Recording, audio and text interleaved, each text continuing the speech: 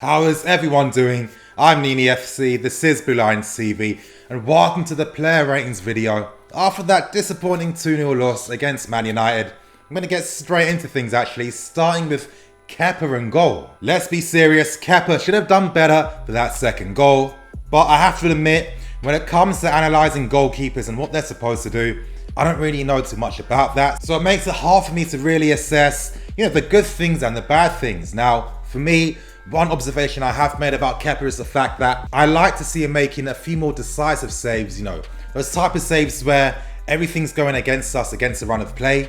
We need that moment of genius from our goalkeeper that keeps us in the game. Now, that's one of the main things as to why De Gea is such a popular player when it comes to being seen as the best goalkeeper in the world, because he has that ability, and so far we're not seeing that from Kepa. But again, there's a lot of context, he's only just arrived, give him a few more years and let's see what happens. But I'm going to be scoring Kepa a 5 out of 10. Now moving on to the right hand side with Azpilicueta, and for me, Azpi's looking more and more like Marcos Alonso. Now let's be serious, a lot of us already foresaw the fact that Azpi was going to struggle playing this new style of football because technically he just isn't amazing. But one thing against Man United that really stood out for me was his lack of pace. Now, Azpi's always been pretty quick, but so far this season it's as if he's got much slower. Now, could that possibly be down to the fact that when he was playing as a centre-back under Kante, maybe he had a different training regime where he was told to put on some more muscle and bulk up? That could potentially be the reason why he slowed down, but even then, I'm just trying to think outside the box. But I'm looking at Azpi now, and for me, he's looking like someone that gets scared anytime he comes up against pace. On top of that, his contribution in the final third is non-existent. How many times does he consistently hit the first man every single time? And it's got to the point now where I don't know who's the worst crosser, Azpi or Marcos Alonso. But the thing that makes everything even worse for me was the fact that Azpi was still trying. This wasn't an Azpi playing with no confidence. We saw that moment in the game where he was persisting with trying to win the ball off from Pogba, but the ability just wasn't there last night. I'm going to be scoring Azpi a 4 out of 10. Now, I'm going to be scoring Rudiger and Luis together. In my opinion, they're not at fault for any of the goals yesterday. I feel like I'm going to have to find the time to make a separate video in regards to our defensive line and the issues that our defense is having right now. There's not enough time to really get into details right now. But one thing I do want to comment on is the fact that, Rudy and Luis get criticized for not organizing the defense. But if you look at the goals we concede, we're constantly conceding against the transition. We're conceding on the counter-attack every single time. When you've got like Azpi out wide, Alonso here, the midfield players aren't anywhere near as well. How can you organize people to get back? It's much easier when you're a team that's very compact and defensive because everyone's close to you. But even then, I saw them try to, start some attacks from deep, win their 50-50s, etc, etc. But for me, these guys weren't the issue last night. I'm going to be scoring both of them a 6 out of 10. Moving on to the left back, Marcos Alonso, and for me, he is the worst crosser I think I've seen.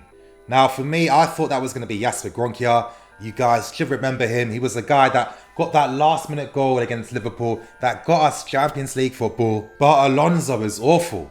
He either hits the first man or he's overhitting it. There's no in between. And that's the most frustrating thing because yesterday, and I will give him credit, he was taking up much wider positions, but when he's in those areas, there's no end products. There's no ability. And honestly, a lot of us have already thought about this in regards to Marcos Alonso from before we even signed him. He's a medium player, he's average. He's never going to be top class. I think that he's already peaked in his career. He's not going to get any better. Yesterday was still another poor performance. I'm going to be scoring Alonso a 4 out of 10. Now moving on to the midfield, starting with Jorginho. Very, very interesting player. Now he's going to lose marks for his poor defensive ability. But there is context, he was never the most amazing defensive player in the first place. But with this team's current struggles when it comes to defending against the counter-attack, he's become way more exposed. Let's be serious, you're going to lose marks if you're not winning 50-50s. You're going to lose marks if some of your forward passes aren't coming off. But when I see Jorginho play, for me, he's still the only player that really knows what he's doing. And he's someone that could really profit from having a better supporting cast. But still, I've got some opinions on Jorginho. I personally feel like, he's come to the Premier League. It's a much more physical league. I think that Jorginho needs to bulk up. I think he needs to put some more muscle on. He's really struggling from that physical point of view. And to be honest, I think that if he does put on a few more pounds, I don't really think it's going to affect his game that much. Still, he wasn't great yesterday. He did some decent things, but I don't think it's fair that he gets scapegoated a lot. But I'm going to be scoring him a 5 out of 10. Now moving on to cover. And for me, and I think for a lot of you guys, the guy really isn't a number 8. He just doesn't have it in his locker. I saw a fantastic tweet yesterday which really summed up all the things we already know about the player. We already know he's much better deeper. And the tweet I saw on Twitter was basically showing you the positions he was playing in the teams like Croatia, at Inter Milan, at Madrid, etc, etc. He's always behind the halfway line.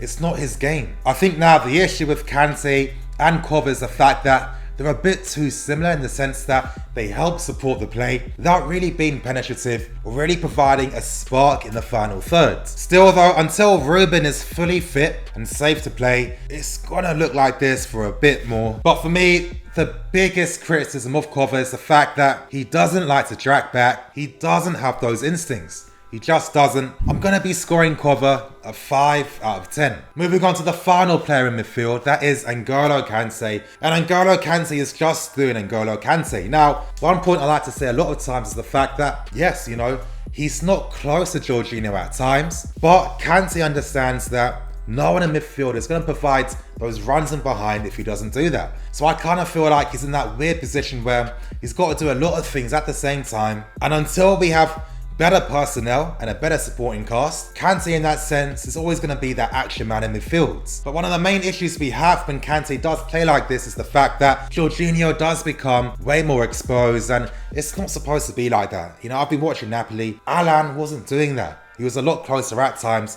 People keep talking about 4-2-3-1.